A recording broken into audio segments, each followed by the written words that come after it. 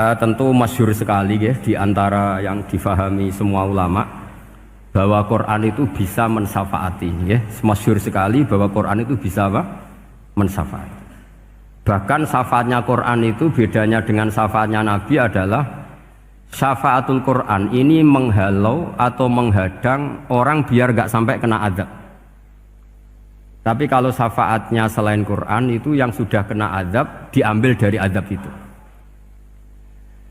Nah, dalu niki kula kepengin matur teng jenengan sedanten karena niki lami sekali saya kaji bahwa malaikat, nggih malaikat sinten mawon itu juga kena konstitusi aturan fikih. Jadi kalau kita sebagai manusia wajib menghormati orang hafal Quran, nggak boleh nyadui wong hafal Quran, nggak boleh ngidoni wong hafal Quran, maka malaikat juga kena aturan yang sama. Karena dia, malaikat ini termasuk makhluk yang mukallaf, makhluk yang kena tatanan Allah Subhanahu wa taala. Sehingga Rasulullah sallallahu alaihi wasallam dawuh, surat Tabarok disebut Al-Munjiyah, Al-Waqiyah, surat yang bisa menyelamatkan yang hafal dari siksa kubur. Pokoknya singkat cerita, ada orang itu fasik, mungkin ya layak disiksa.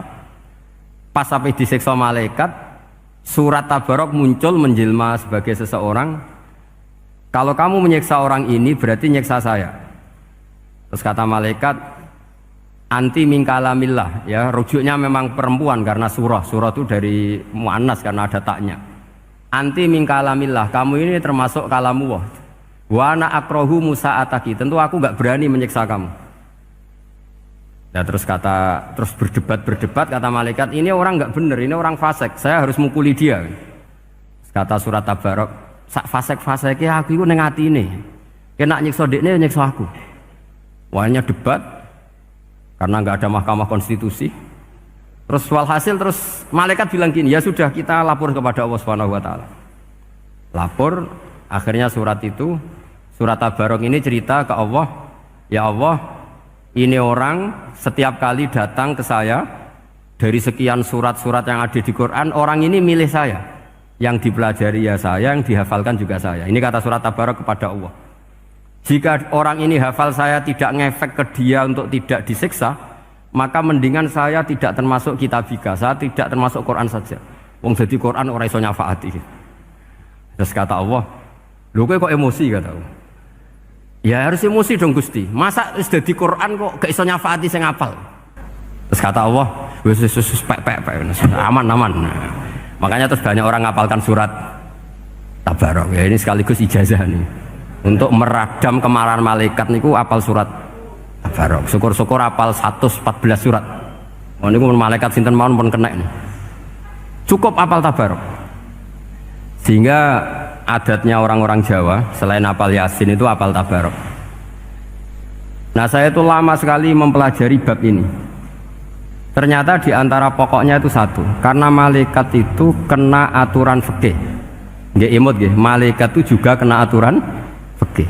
Jika orang hafal Quran itu haram disadui, kita haram menghinakan, maka malaikat juga kena aturan tidak boleh menghinakan orang yang hafal Quran. Dan alhamdulillah di banyak syurahul hadis, hafal Quran itu maknanya tidak harus hafal semuanya. Orang boleh hanya hafal Tabarok, boleh hanya hafal Waqiah. Itu kalau kamu hafal betul, surat ini juga bisa berdiri sendiri mensyafaati Anda. Kayak ini surat Tabarok, beliau matur kepada Allah Subhanahu wa taala. Redaksinya gini, inna fulanan amida ilayya min baini kitabika fata'allamani wa ta'alani. Jadi dari sekian surat yang ada di Quran, orang ini selalu milih saya ya Allah. Jadi gampangannya surat Tabarok, wong saya diprioritaskan orang ini kok saya dingin-dingin saja ketika mau jenengan siksa, ini enggak fair. Apa gunanya saya sebagai kalamullah, sebagai kalamuka ya Allah, kemudian enggak ngefek kepada orang ini. Akhirnya walhasil sama Allah surat Tabarok diberi hak syafaat. Makanya akhirnya semua ulama ijma' yang bisa mensyafaati itu adalah satu Quran, dua Rasulullah Shallallahu Alaihi Wasallam, ketiga orang-orang soleh dan seterusnya. Tapi yang penting dari ngaji ini adalah bahwa malaikat itu kena konstitusi. Makanya saya punya ijazah untuk jenengan. Malaikat itu bisa diteror, sama tenang saja. Malaikat itu bisa diteror, bisa dibully. Masyhur itu di cerita Nurul Dhulam karangannya Senawawi. Sayyidina Ali yang mbahnya Habib Ali ini, Sayyidina Ali bin Abi Thalib. Ya, jadi Rasulullah kita tahu punya menantu yang top alim alamah namanya Sayyidina Ali. Sayyidina Ali ku yang menuso. Jadi dekne ku iseng kepengin roh Umar ku wedi. Mergo mangkel. Wong kok ning donya anggere wong tau disentak iku kepengin roh Umar disentak. Wong sak urip-uripe nyentak. Wong. Walhasil Sayyidina Ali ketika Umar wafat, beliau berdoa, ya Allah saya beri kasef supaya ngerti Umar sing mletene ngono anggere wong disentaki wani gak nyentak mungkar nakir. Mau itu tok tujuannya. Karena Sayyidina Ali itu orang yang luar biasa, walhasil dituruti oleh pangeran kasef. Wasef melihat mungkar nakir datang itu matanya kalkidril ghali kayak apa panci yang menganga. Oh seru. Umar baru bangun dari kubur. Sayyidina Ali sebenarnya ingin melihat kalahnya Umar, sebetulnya niatnya itu ingin melihat kalahnya Umar. Ternyata Umar tersinggung, langsung berdiri. Hei malaikat, kamu itu harus punya akhlak. Kamu tahu saya siapa? Saya ini temannya kekasihnya Allah. Yang diandalkan temannya bukan dia. Jadi bolehlah neror malaikat itu boleh. Kamu tahu saya ini siapa? Saya ini temannya kekasihnya Tuhan, kekasihnya Allah. Ya ke sapa? Kancane Nabi Muhammad. Itu panik mungkar nakir. Panik terus matur Allah, ya Allah ini ada orang yang saya teror malah saya diteror. Siapa dia? Umar, temannya kekasihmu.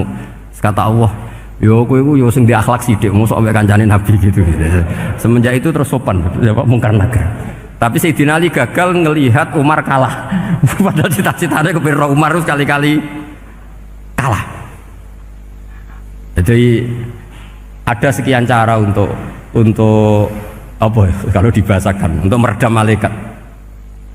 Masyhur ada ulama alim alamah pekerjaannya mengajar tauhid. Ngajar tauhid lah, mungkin tauhid primbon sampai tauhid apa. Ketika meninggal sama malaikat masih ditanya marbuka, manabuka dan seterusnya. Imam Malik datang, "Hei malaikat, ini guru tauhid, saurip-uripe mulang tauhid. Kowe ora tau mulang kok takok sing tukang mulang. Sing sopan." Ya sudah enggak usah tanya. Jadi cerita seperti ini mungkin orang lain boleh nggak percaya, tapi itu mudawwan, dibukukan di beberapa kitab, dan saya percaya itu karena secara umum kaidahnya adalah ala inna auliya Allahi la khaufun alaihim walahum yahzan. Tetap lahumul busyra fil hayatid dunya fil akhirah. Artinya kalau wali itu ngalami ketakutan ketemu mungkar nakir, berarti dia tidak punya busyra fil akhirah. Padahal para wali ini dijamin punya busyra, mendapatkan gembira di dunia, juga mendapatkan gembira di akhirat. Artinya kalau para wali ngalami ditanya mungkar nakir terus takut, apa mana mbok bayangno kepuyah-puyah, wah itu lahumul busyra. Jadi makanya zaman nanti kalau ditanya mungkar nakir, marbuka, saya guru tauhid. Ngajar di Qudsiyah kelas 6. Wah, harus jelas. Saya kalau ditanya juga gitu, saya guru Minhajul Abidin, ngajar di Habib Ali gitu. Minhajul Thalibin, harus jelas. Kalau Pak Najib lebih gampang, ketua menoro. Lebih gampang lagi. Enggak apa-apa. Kalau karena malaikat itu ternyata mukallaf. Mukallaf itu kena aturan hukum. Enggak boleh dia selonang-selonong. Kena aturan hukum. Makanya fa inna Allah ta'ala la yu'adzibu qalban wa al-Qur'an. Allah tidak akan menyiksa hati yang ada di Quran. Kalau orang hafal Quran sampai mati, artinya dia membawa Quran. Dan artinya apa? Malaikat kena aturan tidak boleh melecehkan orang yang membawa Al-Quran. Sehingga surat Tabarak gak terima, ini orang ini hafal saya, kalau kamu mukulin dia kena saya. Tapi ini orang fasik, tapi saya di situ, kalau mukulin dia kena saya. Akhirnya kompromi terus konsultasi bi Allah. Akhirnya dibenarkan surat Tabarak. Ya, terus ini sudah clear guys, lolos guys, mungkar nakir lolos, baru kayak surat Nabi Tabarak. Mungkin-mungkin buatan dites malih, nak dites malih ndredeg keliru ribet. Tapi saya percaya itu ya. Saya tidak bisa membayangkan ya, ketika Quran disifati Rasulullah SAW bahwa Quran itu syafa', memberi syafaat, kemudian itu tidak ngefek.